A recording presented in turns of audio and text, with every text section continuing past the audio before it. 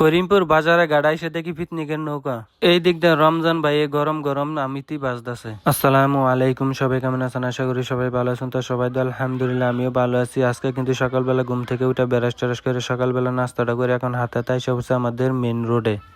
Main রোডে আইসে কিছুক্ষণ দাঁড়ায় আসলাম অটোর জন্য। তারপরে দেখলাম যে আমার এক বন্ধু অটো চালাইতেছে। তারপরে ওর অটোর মধ্যে উঠে আইসা বসে আমাদের করিমপুর বাজারে। সকাল সকাল আইসা বসে দেখে আইসা বসে নদীর ধারে। নদীর ধারে আইসা দেখে আমাদের করিমপুরে অনেক মানুষ পিকনিকে যাইতেছে। আর এই দিক দিয়ে তরতাজা মাছগুলো নদী থেকে উড়াইতেছে। যাই হোক, দেখেন সকাল সকাল আসার কারণে অনেক দোকানপাট এখনো খোলে নাই। তারপর আমি এখন হাতে হাতে যাইতেছি আমাদের মেন বাজারের দিকে। যাইতেই দেখি আমাদের রমজান ভাই তরতাজা আমিতি বাজদাছে। তারপরে যাই হোক, এখন কিন্তু আমি আইসা বসে আমাদের সবজি বাজারের দিকে। সবজি বাজারের দিকে ঢুকে তারপর আইসা বসে মাছ বাজার। আর মাছ বাজার আইসে দেখেন মানুষ কিন্তু এখনো হয় নাই। সকাল 10টা যদি বাজে তারপরে জমজমা থাকে আমাদের করিমপুর বাজারটা।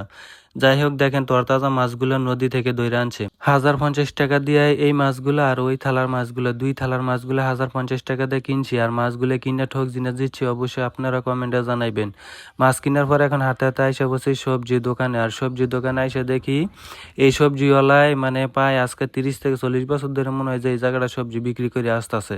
যাই হোক, তারপরে তার দোকান থেকে আমি সবজিগুলো কিনে এখন হাতে হাতে বাড়ির দিকে যাইতেছি। আর আজকের ভিডিওটা এই পর্যন্ত। সবাই ভালো থাকবেন, সুস্থ থাকবেন, দেখা হবে পরবর্তী ভিডিওতে।